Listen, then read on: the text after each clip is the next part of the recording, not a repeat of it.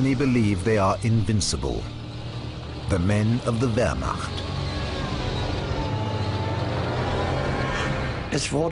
It was hammered into us from the beginning that we were the best soldiers in the world. And after so many successes, we believed it ourselves. We are the best soldiers in the world. Then they invaded the Soviet Union. And everything changed. After 9 months, I was the only one left of the company that marched into Russia, out of 240 men. They were a shadow of their former selves. How did the wave of victories come to an end? What were the soldiers really thinking?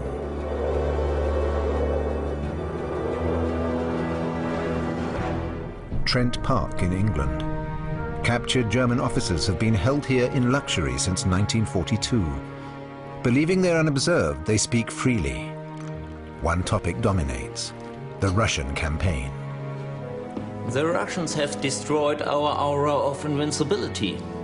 We have sacrificed the flower of our nation's youth, and our best divisions are dead and buried. The English newspapers are right. They say we are suffering from delusions of grandeur. They say, you are arseholes. You have become megalomaniacs. You have gambled everything on one card. And you have lost everything in Russia. And everything was going so well. It was all perfect. And then it went downhill because of bloody Russia. There were 2 people who didn't know that Russia gets cold in winter. One was Napoleon Bonaparte and the other was the Führer, our amateur strategist. Everyone else knew. The captive German officers don't realize the British Secret Service is listening to every word they say. Now the secret transcripts of those conversations have been released. Historian Sönke Neitzel has evaluated them. Never before and never again did the officers of the Wehrmacht speak so openly. It's fascinating to explore how they perceived the failure of the war in Russia. It's especially interesting how early they began to push responsibility away from the Wehrmacht and on to Hitler. Hitler was the guilty one.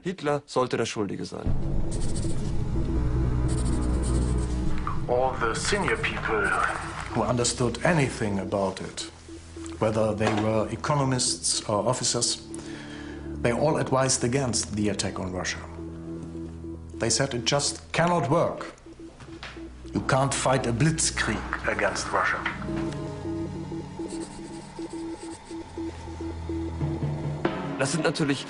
Of course, these comments by the imprisoned generals are attempts at self-justification. When you look at other sources, it becomes very clear that the war in Russia was the war of the German generals. Hitler didn't have to force them into this war. They wanted it, and they wanted it exactly the way it was fought. The invasion of the Soviet Union is imminent. Operation Barbarossa. It's a fateful moment. That's clear to everyone.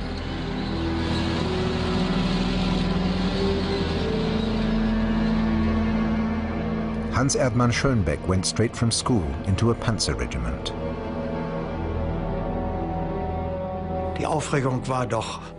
We were all very excited. Me especially, of course. I was 18, and it was my first experience of combat. First, we fired a murderous barrage at the Russian lines. A barrage like you can't imagine. The whole skyline was lit up in flames. Then we were told to advance. Student Heinz Otto Fausten was in the mechanized infantry. It's his first experience of war. We hadn't been moving for more than 5 minutes when our first dispatch rider was wounded. This will be a war the like of which no one has seen before. A war of annihilation launched on an unsuspecting enemy. Propaganda has made the soldiers believe they're preempting a Soviet attack.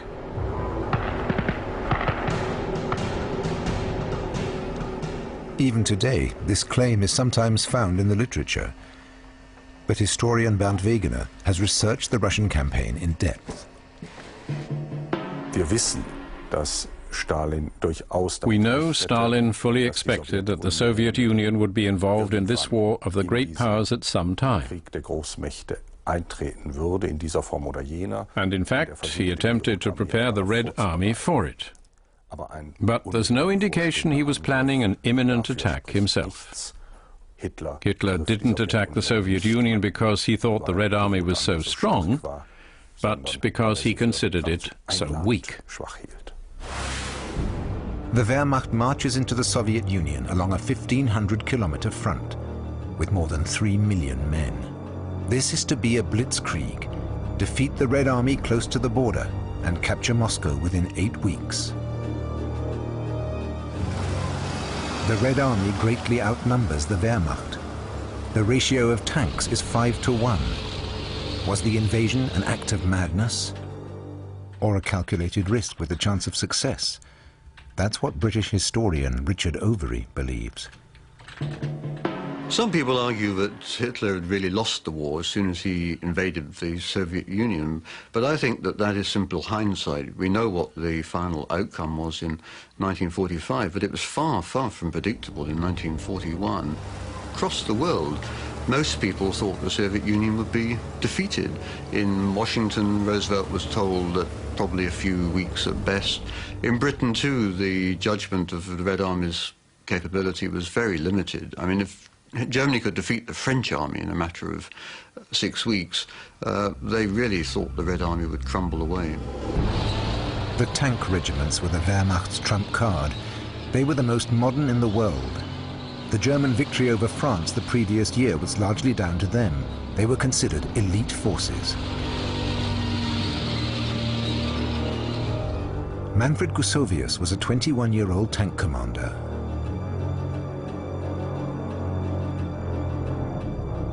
We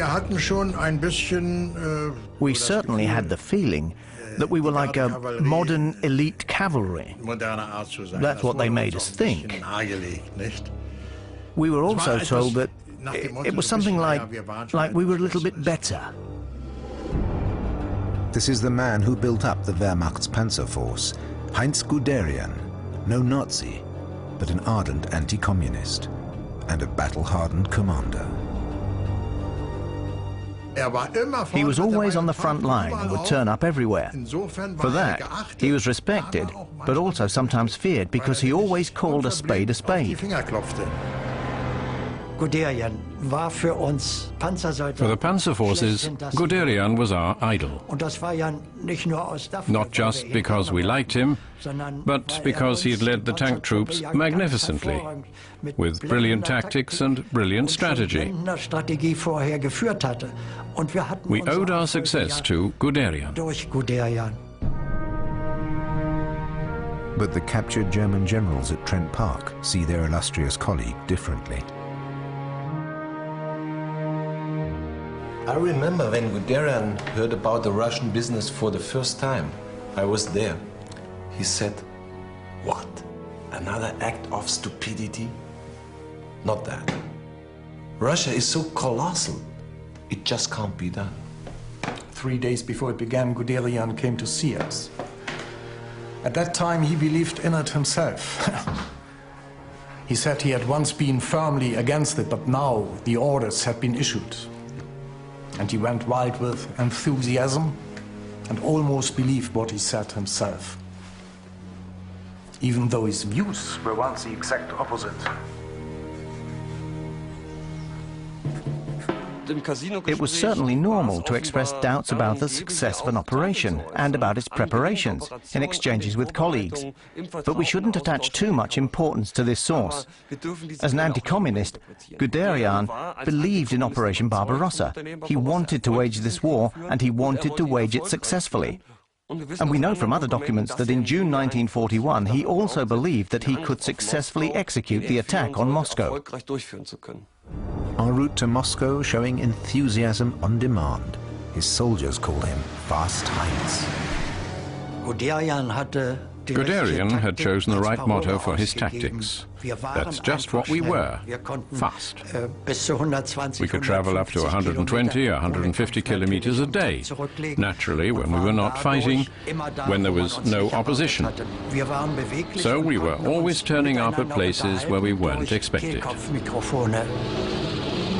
We were maneuverable, and we could communicate with each other through throat microphones. That was a huge advantage for the German panzer forces, because we could change direction just like that. If we broke through their defenses, we had instructions to advance deep into enemy territory without worrying about any threats on our right or left. They were absolutely at their peak. I mean, they had prepared for this, thought about it, they had seen what worked well.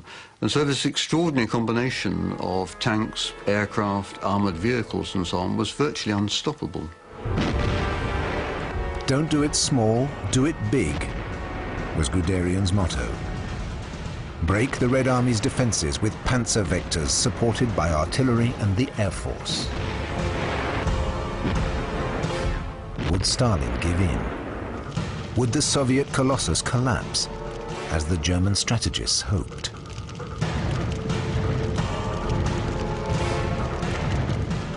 In the summer of 1941, the Wehrmacht went from one victory to the next.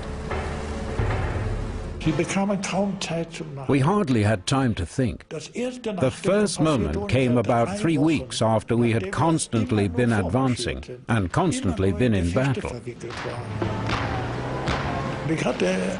I had a friend in the company and we talked about it.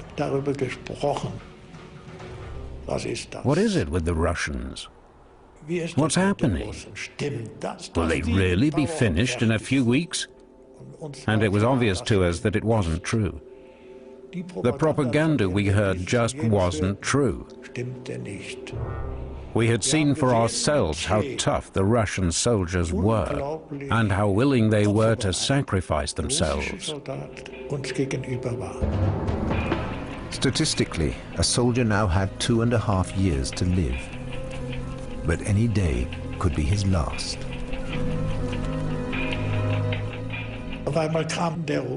All of a sudden came the call, Faust and group to advance. And I didn't say anything. But my friend Eckerhardt yelled, "We're coming." The order? To take out a pocket of resistance in a village.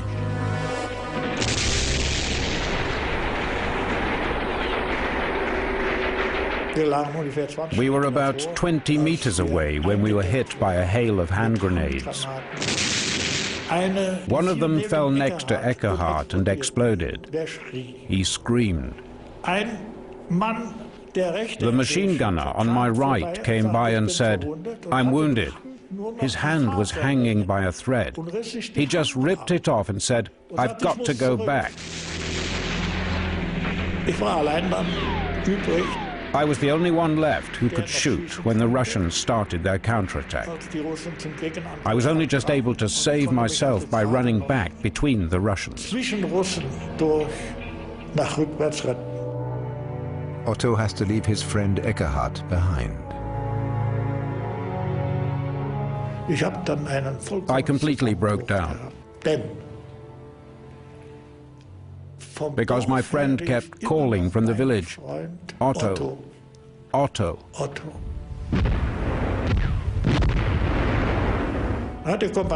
Then our company commander, who knew we were friends, ordered an armored personnel carrier forward. "Go and get it." They drove up. 10 minutes later, the NCO, the medic, came back alone. He said, "The car's gone. Everyone else is dead." Costly victories. Almost 60,000 German soldiers are killed in only 6 weeks, and the end of the campaign is not in sight.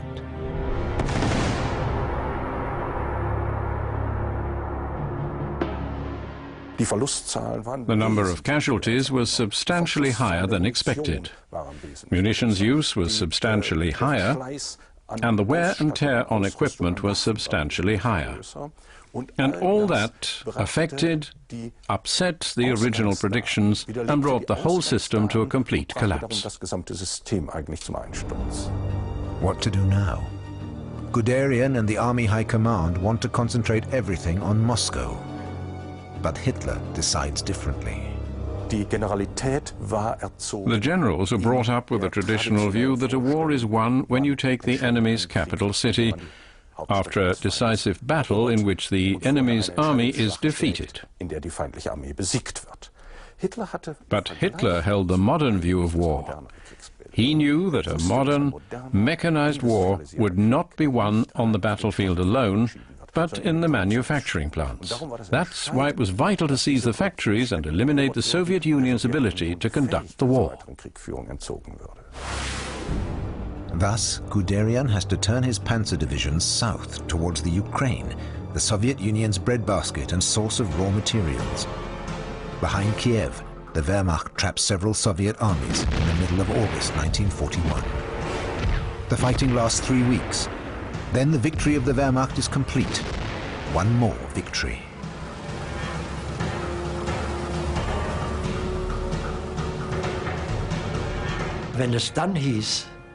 When they said, "We've done it," that was an incredible relief inside. It was overwhelming to watch those long lines of prisoners going by, combined with the feeling, I never want to experience that, and also the thought, those poor guys. But for the Wehrmacht's leadership, Red Army troops deserved no respect as fellow soldiers. It was racist mania. The Russians realized they were seen as inferiors and subhumans by the Germans. I can't deny it. If I denied that, I would be lying. The officers in Trent Park speak quite openly about the treatment of Russian prisoners. The return transports of the Russians after the encirclement battles were ghastly. They really were ghastly. I saw one of those transports. At the stations, the Russians peered out of those small hatches and screamed, "Bread, God will bless you." Then children arrived and brought pumpkins. The pumpkins were thrown into the carriages, and all you could hear were thudding and stumbling sounds and incredible screams. They were probably killing each other. I couldn't take it, and I asked the staff sergeant, "Have you nothing they can eat?" He replied, "Herr Oberstleutnant, where is it supposed to come from? We have nothing prepared." No, really. These are unimaginable atrocities. Some of the prisoners were even taken back on foot. We drove along that road many times. The ditches were full of Russians that shot. It was dreadful. We will be referred to as the Hun forever now. It makes you feel ashamed. Never before and never again would the German generals reflect so openly and critically on the crimes committed against the masses of Soviet prisoners. And what's so extraordinary is that they clearly spoke their minds. They said the Wehrmacht is guilty of these crimes. It was the responsibility of the Wehrmacht. At least 2.5 million die. Most from hunger or illness. The Wehrmacht takes almost 3.5 million prisoners by the fall of 1941. Hitler believes the Soviet Union is on the brink of collapse. The initial German campaign, of course, took a huge quantity of the Soviet resources. It took around about 60 million of its population and around about 2/3 of its industrial and raw material capacity. The Red Army had suffered exceptional degree of damage. Most states would have given up, and I think that Hitler's view was not an irrational one. I mean, I think what he had underestimated was simply the sheer unwillingness of the Soviet people and the Soviet regime to abandon the conflict. It is fall when the Wehrmacht again takes up the postponed attack on Moscow. According to the Blitzkrieg plan, the campaign should already be over. Now, the roads turn to mud. It did occur to us, damn it, how are we supposed to carry on if it keeps raining like this? On the other hand, our objective, Moscow, was quite clear. We had to get there. Tracked vehicles can still advance, but the Wehrmacht does not consist of tanks alone. Most of it is infantry, hardly more mechanized than their fathers were in World War I.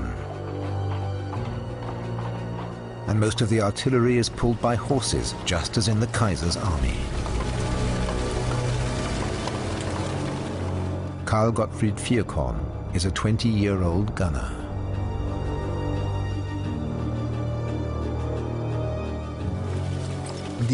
Those poor creatures who were least responsible for the war, they had to be the most patient, and they had to suffer the most.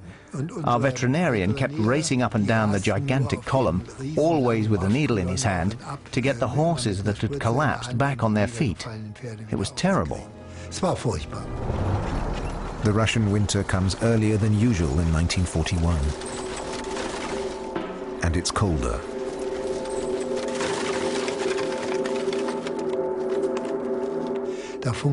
Our weapons didn't work anymore, but the Russian Kalashnikovs did. The Russian gunners could shoot. The engines of their trucks started, but not ours. We weren't prepared for those cold temperatures. Caught unprepared, at temperatures down to minus 40 degrees Celsius.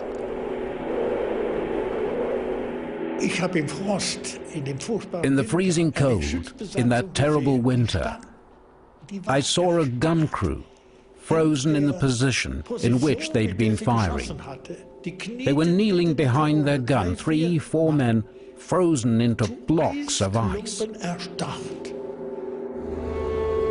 The Wehrmacht are losing more people through frostbite than through enemy action. Nothing works anymore.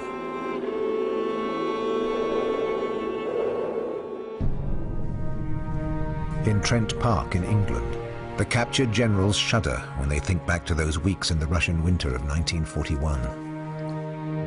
Our comrades in Russia. I don't think there can be a single family that isn't suffering terrible pain. The wounded were packed into freight wagons on bales of straw.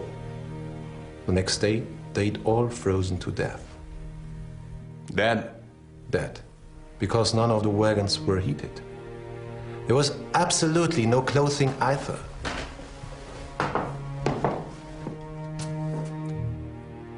The tank personnel were all wearing their civilian shoes.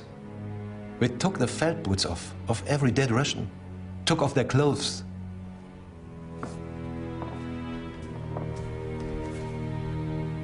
They were cleaned a little and handed out again. December the 5th, 1941, the Panzer Vanguard of the Wehrmacht is poised to enter Moscow.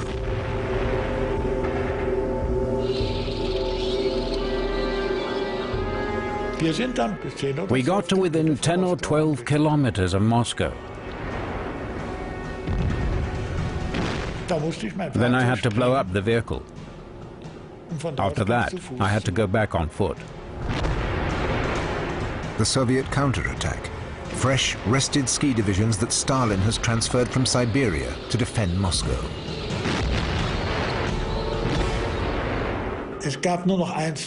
There was only one thing to do, flee to the left, away from the road, pursued by the ski divisions and by tanks. And we ran. I pulled out my pistol and thought, if you get wounded now, take your pistol and hold it to your head. Many men were already lying dead behind me, killed with bayonets. Maybe 15 or 20 of us reached the edge of the forest, out of 300. The Wehrmacht has suffered its first defeat. The dream of a quick victory is gone. Not being able to take Moscow was a huge disappointment, especially for an army with the motto, "We can do it." But we didn't do it. That had never happened before to a panzer division. And, of course, it made us think. Hitler gives the order: stand firm at any cost. No retreat. He himself takes over command of the army, dismissing all the top generals. Even Panzer General Heinz Guderian, he had dared to move his units back a little against Hitler's orders. And for that he has to go. His men can't believe it.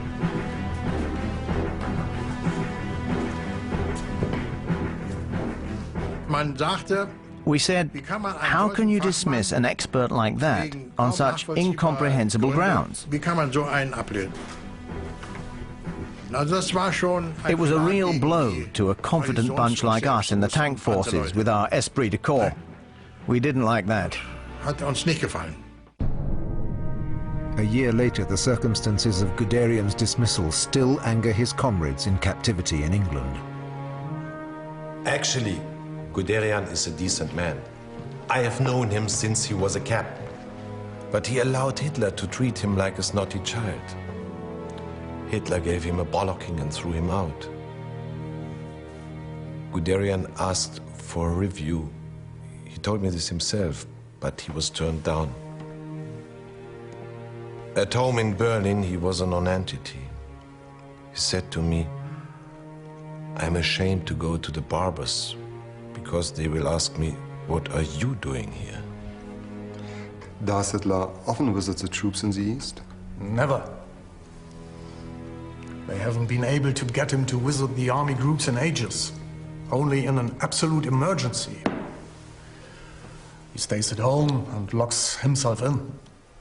Absolute tyrannical lunacy.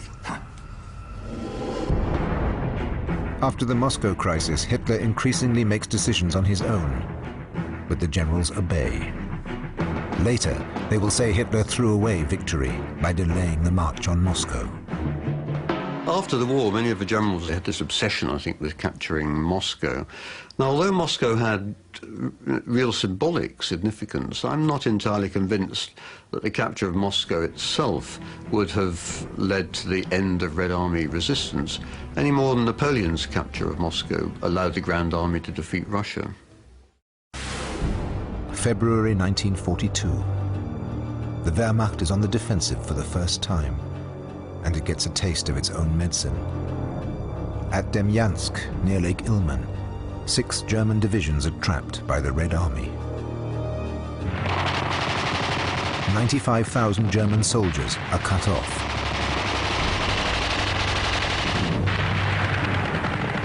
They can only be supplied by air. Defeat is only a matter of time.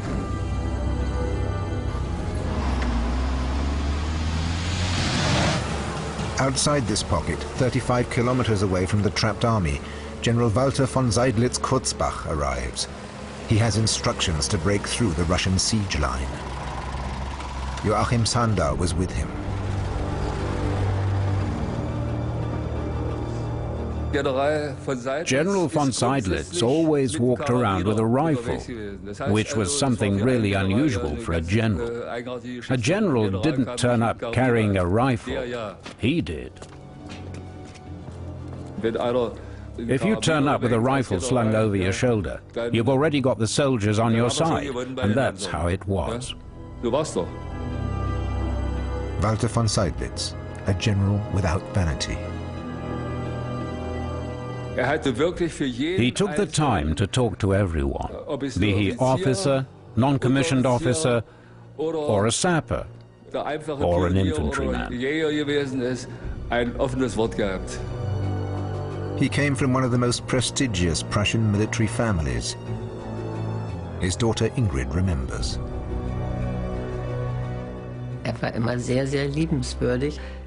He was always very, very friendly. He didn't care if you were a mailman or Count so-and-so. That didn't matter to him at all. He did have a strong sense of duty, though. I recognized that even as a child. He was also raised to believe that if you came from an old aristocratic line, you carried a great responsibility and that you had to live up to it. Noblesse oblige. It was no empty phrase for Seydlitz. Heinrich Graf von Einsiedel got to know him in 1943. Seydlitz was a brave, upstanding, clear-thinking soldier. In military matters, he was a clear-thinking soldier. In politics, he was, well, totally uneducated.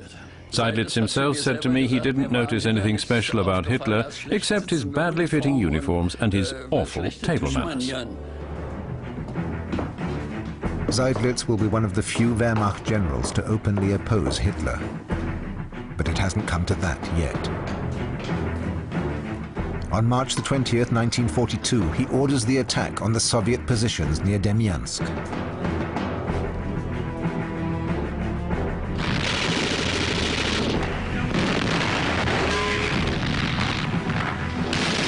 Four weeks later, the assault groups have fought their way to the trapped army.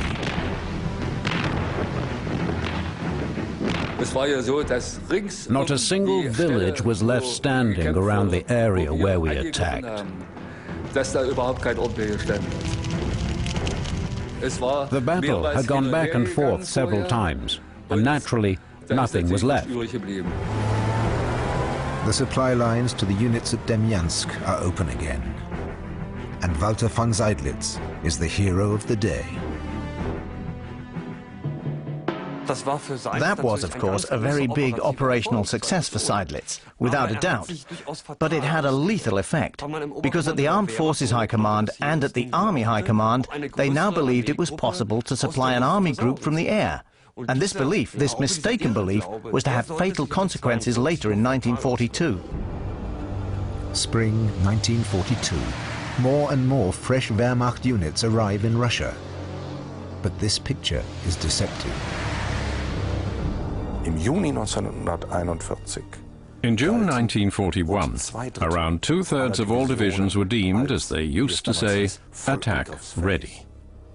By March 1942, that was down to just 5%. By that, we can see that the army that began the invasion in 1941, to all intents and purposes, no longer existed. By March 1942, the Wehrmacht has lost 1 million men. They're especially short of front-line officers. The company commander at that time summoned me and said, "If you prove yourself, you can become an officer cadet."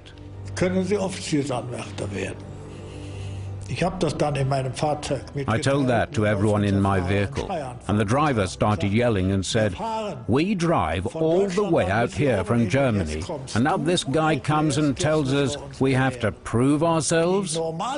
In Russia, a lieutenant in the mechanized infantry lasted on average 11 days. Then he was gone.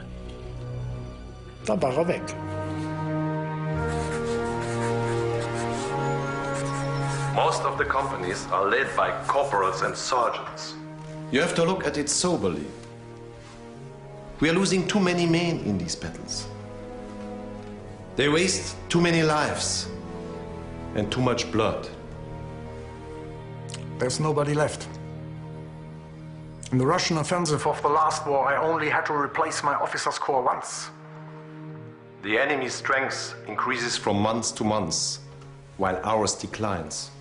As early as January, the ammunition supply was suspended. In January, in the midst of the fighting, they stopped sending us ammunition. I had a mortar battery and didn't fire a single shot for weeks. For weeks, not days. Yep. You can't load cannons with philosophy. Nevertheless, Hitler expects the Wehrmacht to win 2 more victories. 1, to seize the Russian oil reserves on the Black Sea, and 2, to capture the city of Stalingrad. At the same time.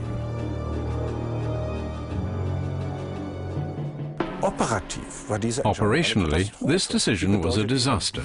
It meant dividing the invasion force in half, thereby increasing the chances of defeat in Stalingrad as well as in the Caucasus. November 1942.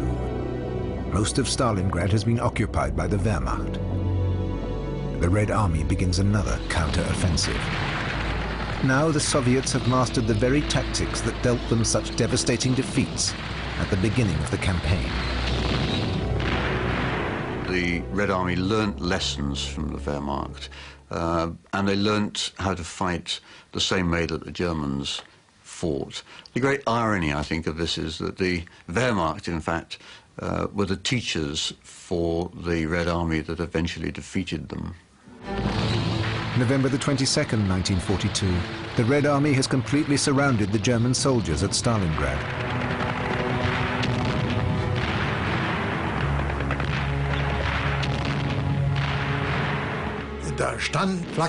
There were anti-aircraft batteries. I could see them through my binoculars. And I thought, that's where we've got to go. And someone came up to me, "For God's sake, man, don't go there." "Well, yes, they are German guns, but the crews are Russians." I said, "What?" The Russians had come up from behind, and that's when I knew all was lost. Cut off, even General Seydlitz. Hitler had ordered the soldiers in Stalingrad to dig in and hold fast, like in Demyansk. But Seydlitz knows perfectly well Stalingrad is not Demyansk. You can't supply more than 200,000 men from the air. So he decides to take an unprecedented step. He writes a memo to his superiors. Es galt noch ein letztes Mal klarzumachen, dass unser I attempted, for one last time, to make it clear that our only hope lay in immediately breaking through the enemy lines, if necessary against Hitler's orders. At the end of our memo, we urged the army to take matters into their own hands if the order to hold fast wasn't rescinded. We had to act, responsible only to our conscience and to the German people. Alleine dem Gewissen und dem deutschen Volke. This was unheard of. A Prussian general calling for disobedience against the supreme commander, out of a sense of duty to his own soldiers.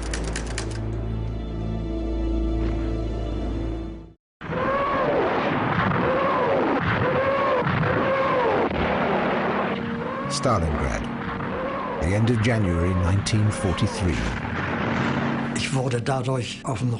The blast threw me on my back, and as I turned round I saw my own blood.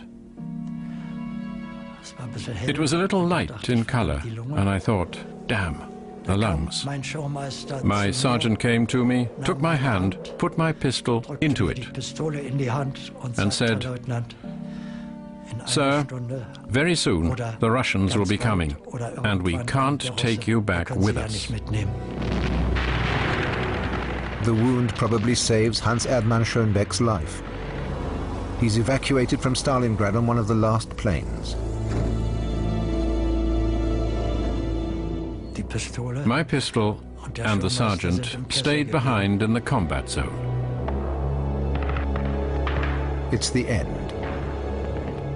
On February the 2nd, 1943, the remains of the 6th Army surrender.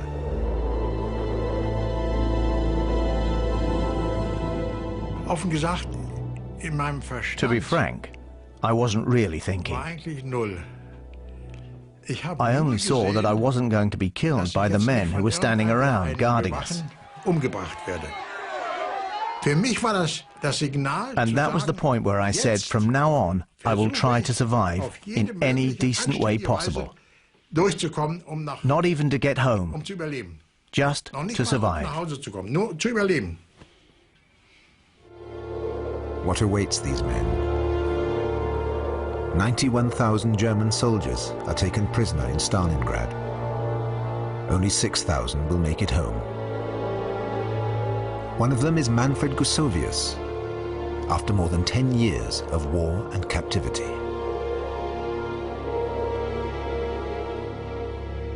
The Russian word "судьба." Судьба means something like fate. That had a deep meaning for me when I repeated it to myself then. You know what I mean? Stalingrad. It was more than just the end of an army.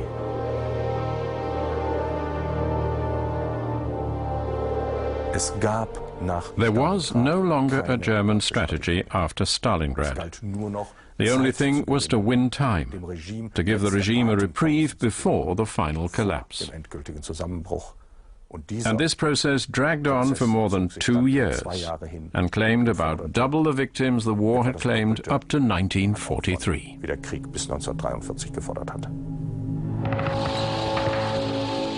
The Wehrmacht fights on. For most, the question of whether to give up or even change sides does not arise. I was a German officer. I couldn't have done it. That's all I can say. Heinz Otto Fausten is wounded in 1943 and loses a leg. For the fatherland. For the Führer.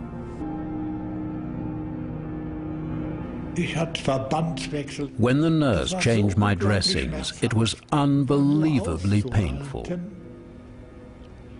And the only way I could deal with the pain was to put up a postcard-sized picture of Adolf on the wall.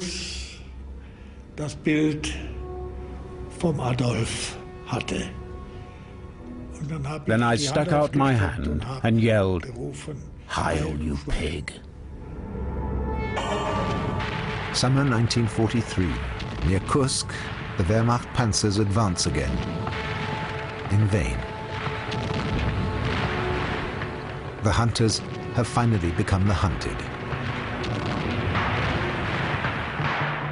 The Wehrmacht lost the initiative. They'd held the initiative for 2 years. They've been able to decide where to go, what to do, which operations to mount. But from the summer of 1943 onwards, the initiative lay with the Red Army. Meanwhile, in Trent Park. Our situation is hopeless. Doesn't matter where we attack. We cannot advance. We can achieve nothing.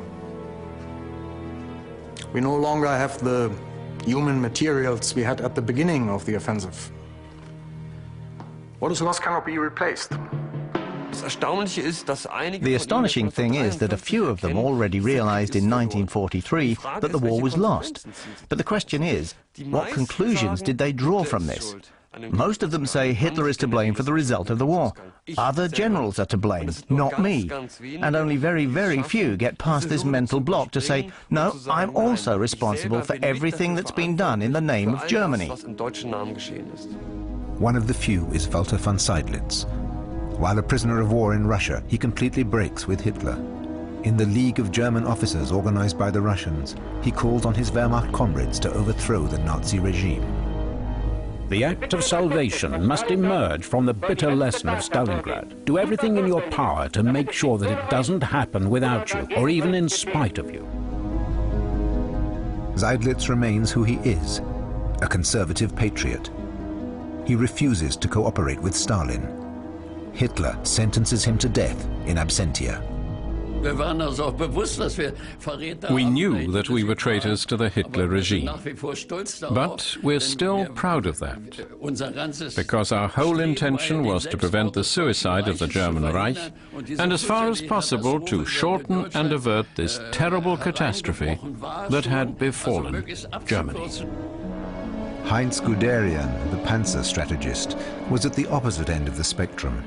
Hitler called him back into service in 1943. First as inspector of panzer troops and then chief of the general staff. After the war, he became a consultant for the formation of the new West German army. Karl Gottfried Vierkorn also had an invitation to join the new German army, but he preferred a civilian career. Heinz Otto Fausten studied art after the war. He became a teacher and a headmaster. After 1945, Hans Erdmann Schönbeck worked in the car industry. They're still haunted by their war experiences. The war surfaces again and again. While you're sleeping, when you dream that you have to attack. And you hear the clanking of tank tracks. And you're afraid.